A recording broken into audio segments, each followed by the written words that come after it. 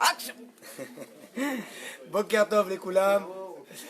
Et on va faire un shiur B'ezrat Hashem aujourd'hui pour la Refoua Shlema de Edna Batrina, de Shimon Ben Aisha. Et voilà. Alors, c'est parti. C'est marqué comme ça, Parashat Hashavua. Chazal il ramène un pasouk important et un pasouk qui fait un petit peu peur, qui est marqué là-bas, Oy lanu miyom adin, Oy lanu miyom atochacha.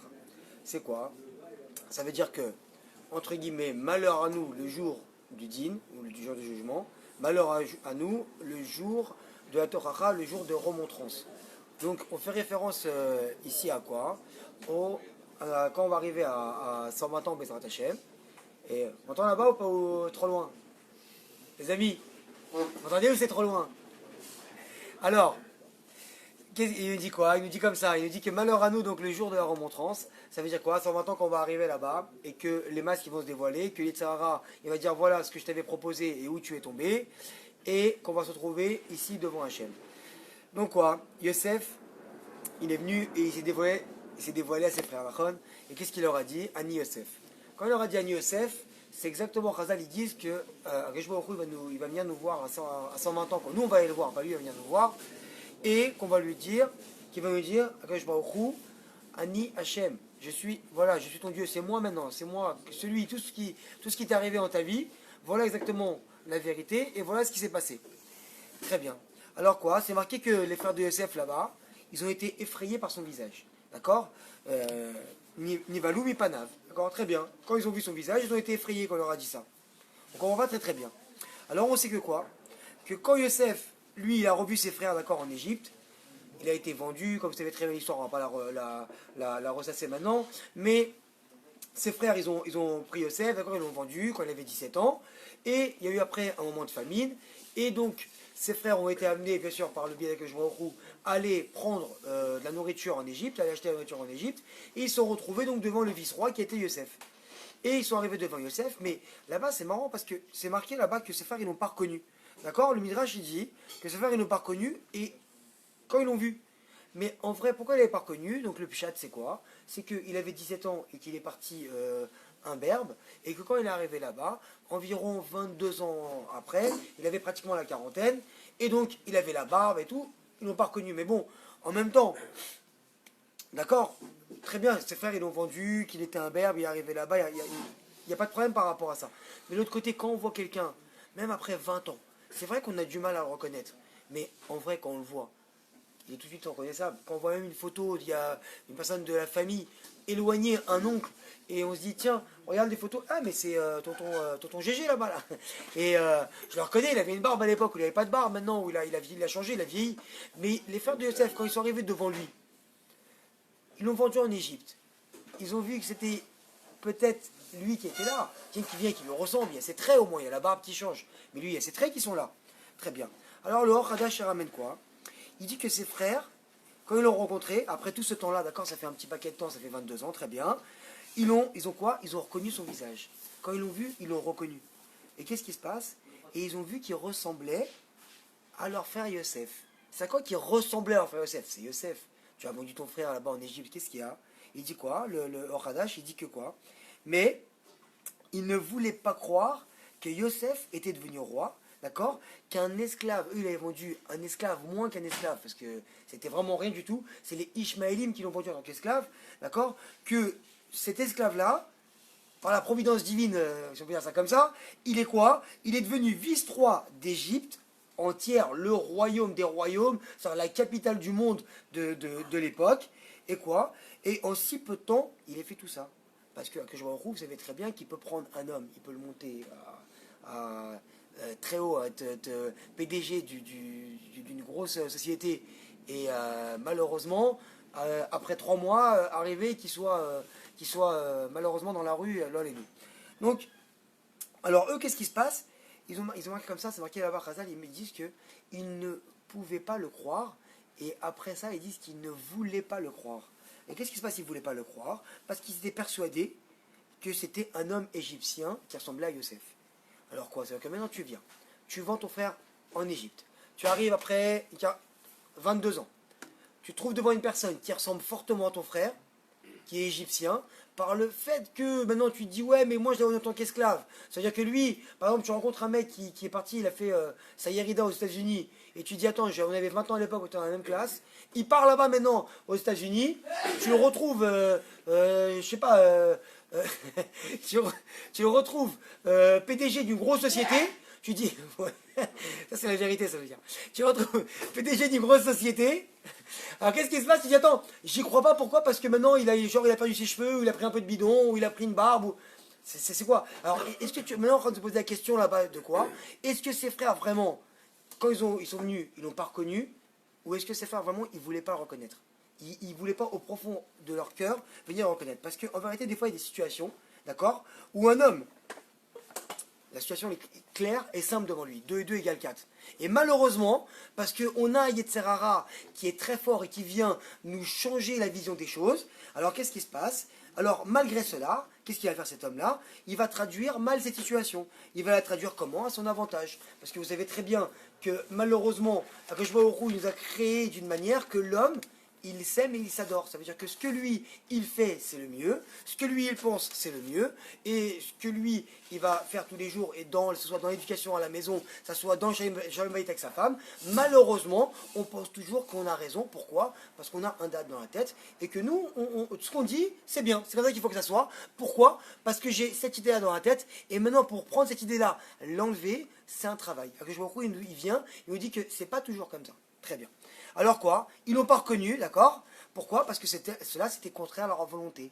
On voit que ça a été contraire, que c'était très dur pour eux, que même s'ils avaient vu Yosef devant eux, sans barbe, et qu'il leur aurait pas dit je suis Yosef, ils n'auraient pas voulu le croire parce qu'ils ont voulu au fond d'eux effacer ce passé un peu morbide de la vente d'un frère en Égypte en tant qu'esclave. Très bien. Alors on voit quoi? Qu'une personne des fois malheureusement dans la vie, elle fait quoi? Elle fait une bonne action, elle fait une tzedaka. D'accord? Tzedaka comment? Par exemple, elle voit une personne qui est veuve. Vous savez qu'Akadosh Baruch Hu, il chérit le guerre, la veuve et l'orphelin. C'est des gens que malheureusement, il faut faire très attention quand vous avez une personne qui est guerre ou une veuve ou un orphelin dans famille ou dans l'entourage ou au travail, de jamais les vexer, de jamais leur faire de mal, parce qu'Akadosh Baruch Hu, c'est lui-même qui vient, il se venge directement. Donc quoi? Alors on voit des fois que on fait une bonne action, quelqu'un qui vient, il va prendre une femme qui est veuve, et il va dire voilà, moi je te paye la moitié de ton loyer, je te paye ton loyer, je te paye tes courses de Shabbat. Je fais une bonne action, très bien. Mais maintenant, il y a, lui, au fond de lui, qu'est-ce qui se passe? Quand il voit cette dame-là, il se dit voilà, elle, c'est grâce à moi qu'elle vit cette femme. En réalité, au Hachem, bon, je ne le dis pas, je fais la mitzvah Besséter, mais au Hachem, grâce à moi, quand il voit cette femme, il dit c'est moi. Mais en vérité, toi, tu n'as pas compris, c'est que des fois, toi, tu fais ça parce que tu as fait ta mitzvah et que tu payes, et très bien. Mais à Kadosh Baruch Hu, on sait très bien que la mitzvah, elle fait qu'elle te protège. Donc ça veut dire que si toi maintenant tu as ta parnassa tous les jours, et si toi tu réussis dans tes affaires, c'est seulement par le srout de cette femme-là que toi tu lui donnes la tzedaka et que tu lui payes son loyer. Donc si toi tu viens et que tu vois cette femme-là d'un œil en se disant un peu hautain et se dire ouais, au Hachem, je fais la mitzvah mais c'est grâce à moi qu'elle vit, Akadosh Baruch Hu, il vient te dire mais toi t'as pas encore, on n'a pas dessillé tes yeux, tu vois pas encore la vérité, parce que la vérité c'est quoi? C'est que le jour où tu arrêtes de venir, où tu arrêtes de subvenir à ses besoins, alors dans ta société tu vas couler, parce que c'est grâce à elle que tu arrives à faire tous tes bénéfices au jour d'aujourd'hui. Donc ça c'est que à 120 ans qu'on pourra voir toutes les vérités. Comme ici sont venus les frères de Yosef, et quand il leur a dit à Yosef, ils se sont dit waouh, c'est ça la vérité, c'est ça, ils avaient très honte. Très bien. Pareil dans l'éducation des enfants, des fois quoi, on voit qu'on veut tellement en faire, que malheureusement on arrive quoi, à voler le libre arbitre à nos enfants. Ça veut dire quoi? Ça veut dire qu'on est tellement magpie sur chaque chose. Ils se réveillent, allez, et c'est très bien, et c'est comme ça qu'il faut faire. Mais, je vais vous dire comment. Mais le truc qu'il y a, c'est quoi? C'est qu'on ne peut pas venir, et avec chaque enfant, se conduire de la même manière.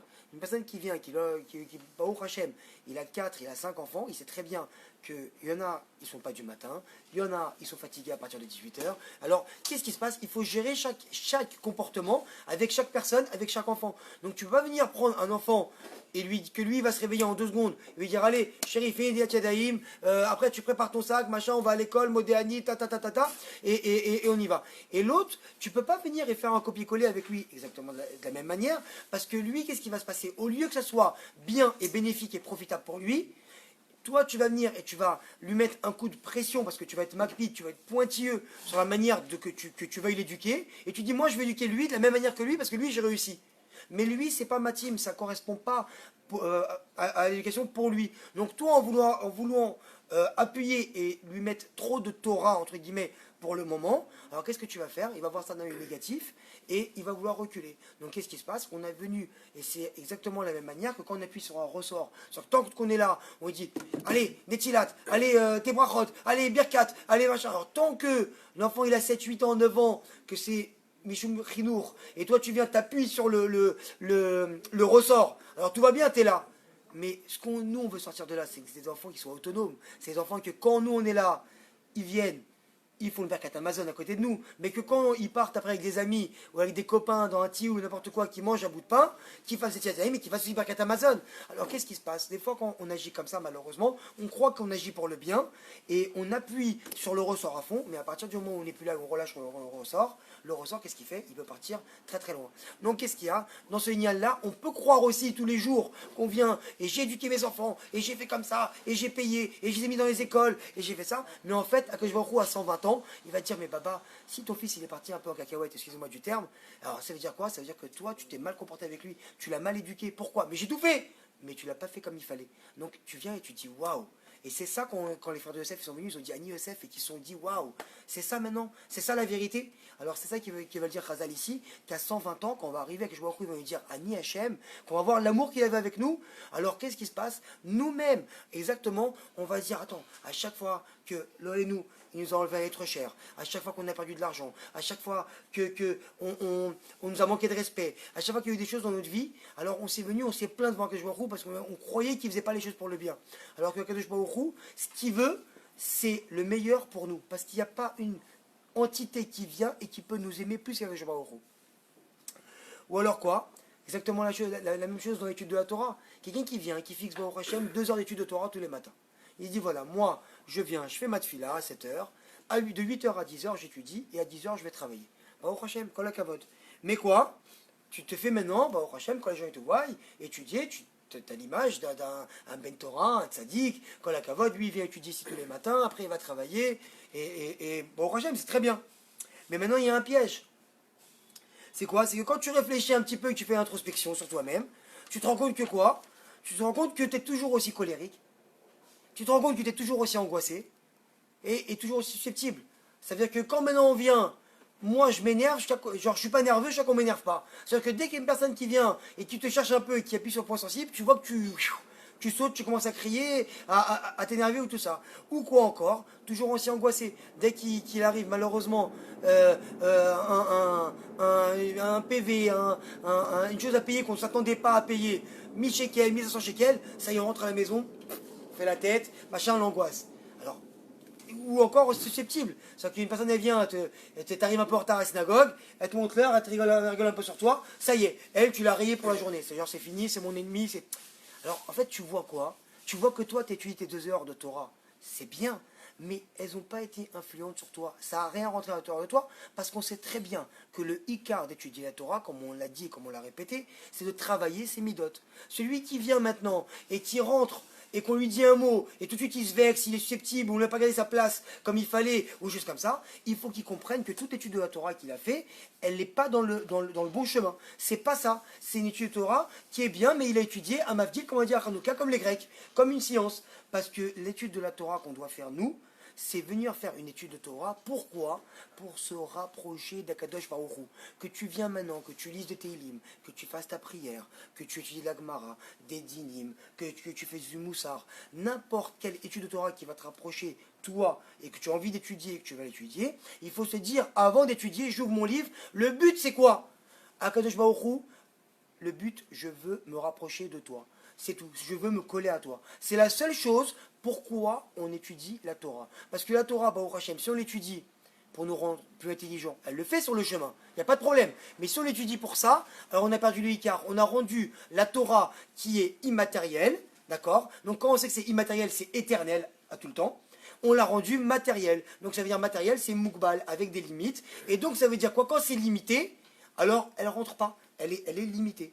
Mais quand maintenant toi tu viens et tu dis je vais étudier n'importe quelle Torah, mais moi, mon but à moi, c'est de venir, que je me retrouve de me coller à toi. Alors que je me retrouve, qu'est-ce qu'il va faire? Quand toi, tu vas étudier la Torah, elle va rentrer dans ton cœur, et quand tu vas sortir de là, et que on va te parler mal dans la rue, ou qu'il va y avoir une chose qui va t'arriver qui ne te convient pas, tu vas comprendre de là, tout seul, par rapport à l'étude de Torah que tu as fait, que tu dis, Baruch Hashem, que je me retrouve, ce que tu as fait là, c'est pour mon bien.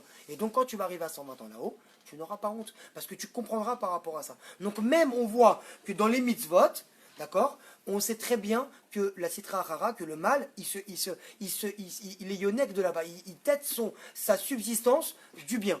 Le mal, il peut pas vivre. Très bien. Donc on voit très bien, alors comme on a dit là, que les forces du mal, elles se cachent souvent derrière une mitzvah. D'accord? Parce que pourquoi? Parce que c'est la meilleure façon de s'introduire en nous. Parce que si maintenant le Yetzirah, il vient et te dit, Henri, une petite côtelette de porc, tu vas dire, oh, laisse-moi tranquille. Mais si maintenant on vient et qu'on commence à arriver, on commence à donner une belle entrecôte, Khalak Bet Yosef, que tu la manges et tout, et que maintenant on t'a ramené ton gâteau préféré, tarte aux fraises chantilly Khalavi, et que maintenant ça fait 5h58 minutes. Et tout le monde va, Sarah, il va dire, t'as déjà fait la mitzvah presque 6 heures, il reste 2 minutes. Ça va, Hachem il va te comprendre. Et comme on sait que nous, comme on a dit au début du shiur, qu'on s'aime plus que n'importe qui, on va dire que je me retrouve avec moi, il y a des circonstances atténuantes. Avec moi, Baruch Hachem, on va s'arranger, c'est pas grave. Alors les 2 minutes que je me retrouve, c'est bon. Je ne vais pas attendre un peu. Donc le Tzahara, il va toujours venir et te donner une mitzvah. Et dans la mitzvah, il va rentrer et il va taper.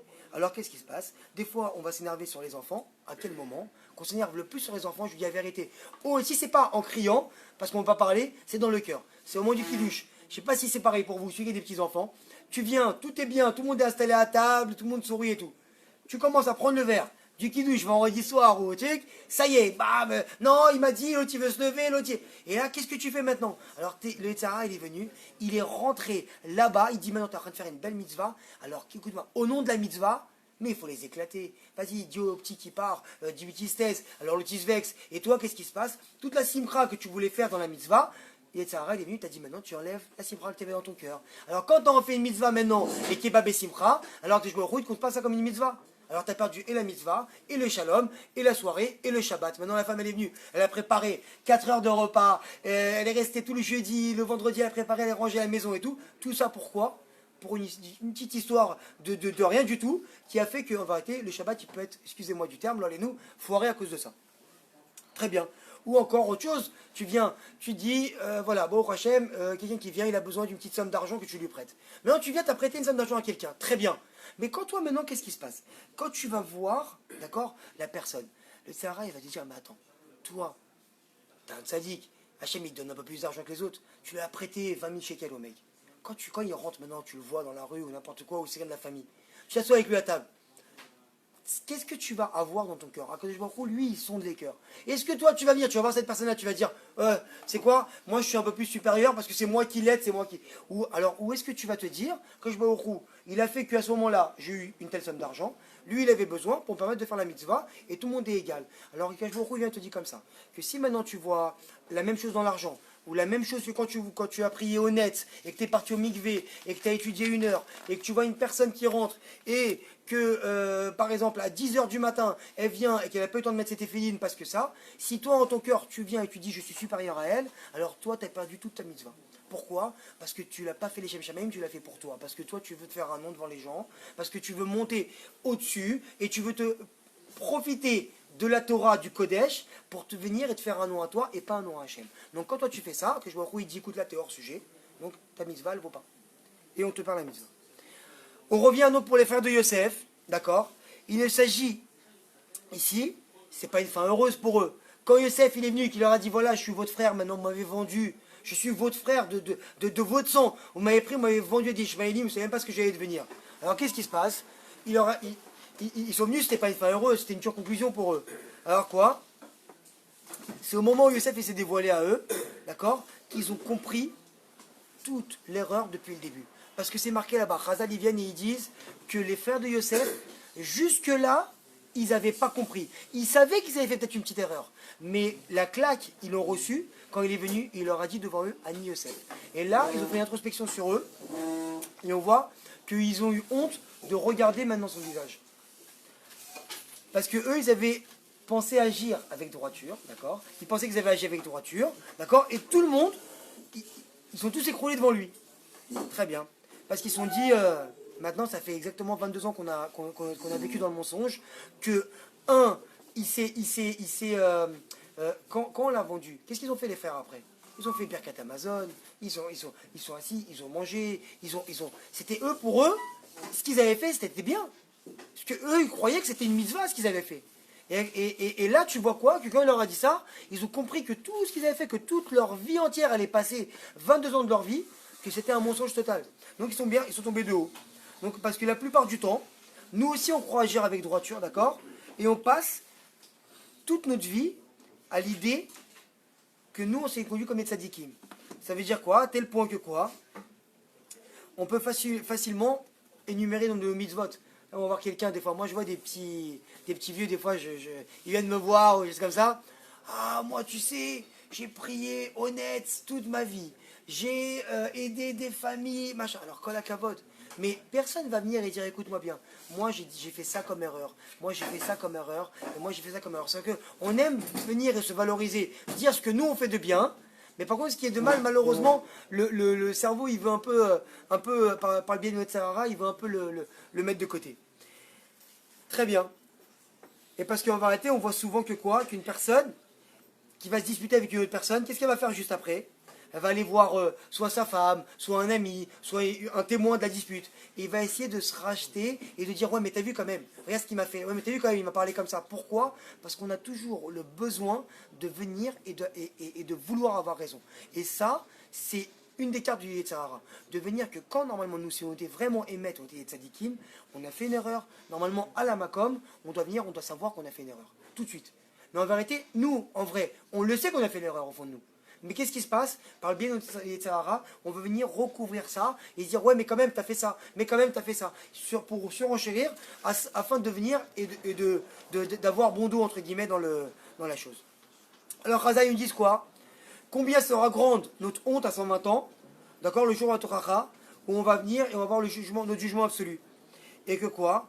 Et quand nous on va voir défiler, parce que vous savez que quand on monte à 120 ans, on a un beau film en 3D qui nous attend, malheureusement, de toute notre vie, depuis qu'on est né, jusqu'au moment où on est arrivé là-haut dans le ciel.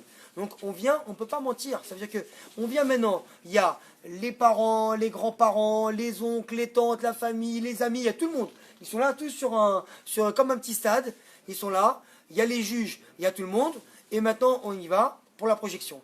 Et c'est quoi la projection? Comment Akash Baruch Hu, il filme ce qu'on a fait? C'est par rapport à ce que nous, on a vu toute une vie. Donc qu'est-ce qui se passe? Toutes les mauvaises choses que nous, on a vues, qu'on n'a pas baissé la tête, qu'on a mal répondu, qu'on a mal fait, alors maintenant tout ça, à 120 ans, c'est filmé devant nous. Et à partir de là, maintenant que tout le monde connaît la vérité et que c'est une vérité absolue, maintenant on va te juger. Parce que maintenant, tu peux pas venir dire à l'autre, ouais mais regarde, tu m'as fait ça, ouais mais regarde là. Non, parce que là, c'est que la vérité, c'est que le Hémet. Là, il n'y a plus autre chose. Il n'y a plus toi et un peu de mensonge, parce que là-bas, c'est le Olam à Hémet. Donc tu peux pas venir et mentir sur ce que tu as fait ou ce que tu n'as pas fait. Parce que tout le monde est là et a été témoin de ta vie en direct. Alors quoi? Ça s'efface tout ça. Une vraie teshuva. Une vraie teshuva. Pas, oh, j'ai fait ça, j'aurais pu le refaire. Quand tu fais une vraie teshuva, mais une vraie teshuva, c'est pas si facile que ça. Mais attention, à partir du moment déjà où un juif il vient et qui dit que j'ai fait ça, je regrette. À partir de ce moment-là, Akash Baruch Hu, qu'est-ce qu'il va faire? Tu as créé un lien entre toi et Hachem directement. Parce que qu'est-ce qui se passe? Akash Baruch Hu, il a un lien entre nous et notre cœur. Et quand un juif il vient et que directement il a le sentiment de regretter déjà, alors qu'est-ce qu'il y a? C'est que directement tu as fait un chemin entre toi et Hachem et il a dit c'est bon. Parce qu'il n'y a pas une main qui vient au ciel. On sait très bien qu'un juif, c'est compliqué pour lui, on avait dit la dernière fois ça, de prendre ses mains et les lever au-dessus de sa tête. D'accord? Les 10 doigts, les lever au-dessus. Pourquoi? Parce que le Zohar, il ramène là-bas, Parachatitro, que à partir du moment où un juif, il lève ses mains, ses 10 doigts au ciel, c'est pour demander quelque chose. Donc tout de suite, au moment où il le lève, sans condition, il y a 10 anges qui se dirigent du Kisakavot vers lui, tout de suite. Pourquoi? Il a déjà à peine demandé. Tu comprends? Donc directement il se dirige. Donc qu'est-ce qui se passe? Si maintenant une personne elle vient, elle commence à lever les mains au ciel, on ne dit pas lever les mains au ciel pour soit tu danses, soit une chose comme ça. Lever des mains au ciel bêtement, alors il y a un problème, parce que tu as fait diriger des anges vers toi, et tu rebaisses les mains, tu veux pas, alors ils font quoi? Donc il y a un problème, il dit le Zohar là-bas. Donc qu'est-ce qu'il y a? À partir du moment où un juif il a un sentiment de teshuva, il a créé un lien intrinsèque qui s'est jamais coupé, mais lui-même, de lui-même, il a créé un lien avec Akadosh Baruch Hu. Akadosh Baruch Hu, il va lui permettre de faire teshuva, et maintenant que tu vois très bien que après qu'une personne a fait teshuva, généralement il y a des petites claques. Pourquoi? Parce qu'il faut que tu répares. Parce que quand toi tu es venu maintenant, tu es rentré dans le terrain de la kedusha, tu es venu demander à Akadosh Baruch Hu, j'ai un peu mal quand je fais ça, excuse-moi d'avoir fait ça. Alors qu'est-ce qu'il fait? Que je me dis d'accord maintenant, pas de problème. Alors viens maintenant, tu vas réparer. Et comment on répare? Avec la sueur. Donc ça veut dire quoi? Un il perd son porte-monnaie, l'autre il se fait remballer quand il fait la queue au super sale, à droite, à gauche, à droite, à gauche. Si maintenant tu prends ça intelligemment et tu dis bah au Hachem, Akadosh Baruch Hu, tu m'as donné ça pour réparer le fait de ma teshuva et venir propre devant toi. Alors bah au Hachem t'as compris, t'es intelligent. Mais si maintenant toi tu fais teshuva et tu dis ouais, depuis que j'ai fait teshuva, j'ai perdu mon argent, j'ai fait ça, j'ai fait ça, j'ai fait ça, et tu te prends mal, alors tu m'as demandé, je te donne une invitation à te réparer, et tu es en train maintenant de bafouer ce que je t'ai donné. Donc c'est ça un peu là-bas le Inyan. Bon, on va finir avec une petite histoire, Bezrat Hashem, parce que je voulais dire encore beaucoup de choses, mais il n'y a plus le temps, les films sont arrivés. Une histoire que j'avais racontée il y a un petit moment, mais celui qui la connaît, il la connaît, celui qui la connaît pas, Bezrat Hashem, ça donnait beaucoup de réseaux. C'est arrivé comme ça, une fois, une personne qui vient et qui doit passer d'un pays à un autre, et comme vous prenez à l'époque, quand il y avait entre la France et l'Allemagne par exemple, il y avait la douane. Donc lui maintenant il prend sa voiture, très très belle voiture Mercedes décapotable, avec jantes 18 pouces, la totale, bien brillante, bien lustrée. Qu'est-ce qui se passe? Il prend sa voiture et il passe à la douane. Le mec de la douane, c'est un kiffeur de voiture comme il n'y en a jamais eu. Et il se dit waouh, mais c'est un collector cette voiture. Il dit attends, j'ai envie de la voir, j'ai même pas envie de l'arrêter, le mec, je veux juste voir la voiture. Il arrête le mec sur le bas-côté. Allez messieurs, contrôle d'identité. Et maintenant il veut voir un peu comment ça se passe, qu'est-ce qu'il y a, les élections et tout. Donc qu'est-ce qu'il y a? Il prend maintenant qu'il prend les papiers, il profite, il regarde un peu la voiture, il fait semblant de fouiller un petit peu tout ça. Et le conducteur il lui dit écoutez, de toute façon j'ai rien, laissez tomber. Il lui dit non non mais je suis obligé de regarder de toute façon. Et il arrive vers le coffre et il ouvre le coffre. Et qu'est-ce qu'il trouve là-bas? 50 paquets de cigarettes. Et il dit d'une paire de coups, non seulement je voulais voir la voiture, bah au Hachem, je trouve les paquets de cigarettes. Le mec il conduit, il est vert, il se dit bon ok, il y a les réquisitions. Il réquisitionne tous les paquets de cigarettes, très bien. Et donc c'était le CNAS de l'époque, 1000 € d'amende. Voilà monsieur, il ne recommençait pas, machin. Ok, bon, le mec il a une Mercedes, il paye 1000 €, pour lui peut-être il dit c'est pas grand chose, ça l'a pas vraiment affecté. Très bien, il part. 3 mois après, il voit une grosse voiture de collection arriver, rouge, il se dit waouh. Il arrête le mec, c'est le même mec avec une voiture. Ok, arrêtez-vous, là maintenant, le mec de la douane il arrive, il lui dit écoutez, allez ouvrez votre coffre. Il dit écoutez, je suis pas bête, j'avais un dernier fois, je me suis fait avoir, je sais très bien que vous travaillez ici, vous pouvez envoyer tous les jours, je passe avec ma voiture, vous inquiétez pas, j'ai compris la leçon. Monsieur, ouvrez le coffre. Il ouvre le coffre, 50 paquets de cigarettes, 50 cartouches de cigarettes. Allez, c'est parti. 2000 € d'amende, de double. Tac, tac, tac, tac. Eux, tu payes, content, il part content, tout va bien. Et il se dit, mais vraiment, il est fou ce type-là. Et il arrive maintenant, 6 mois après, et là, avec une Lamborghini, très bien. Eux, tu l'arrêtent. La même personne, il dit, mais attends, mais je vous reconnais, mais attendez, votre photo, elle est là et tout. Mais ça... Allez, le coffre, le coffre. Mais j'ai rien, ça va pas, jamais j'aurais fait ça 3 fois. Le coffre, il ouvre le coffre, comme dans le Lamborghini, il est tout petit, donc il a mis 20 paquets de... 20 cartouches là-bas, et dans les portières, encore 10, encore 10, encore 30. Et arrive, il dit, mais dis-moi, vous avez un problème, mais vous avez un problème. Et il dit, ok, mais là, c'est 3000 € d'amende, là. Il dit, mais arrêtez. Bon, écoutez, monsieur, je suis désolé, mettez-moi 3000 € d'amende. Il lui met 3000 € d'amende, et l'autre, il part. Et on voit le mec dans la Lamborghini, avec donc pas de cigarette, 3000 € d'amende, et en train de sourire et rouler, et il est hyper content. Alors, le mec de la douane, il se pose la question. Et moi, c'est quoi le lien de ça? Il se dit, mais, dans sa tête, il se dit, mais il est trop fort ce mec de la douane. 1000 €, 2000 €, 3000 €. Mais moi, ce que je veux passer des voitures volées. Il a même pas vu, il a pris mes papiers.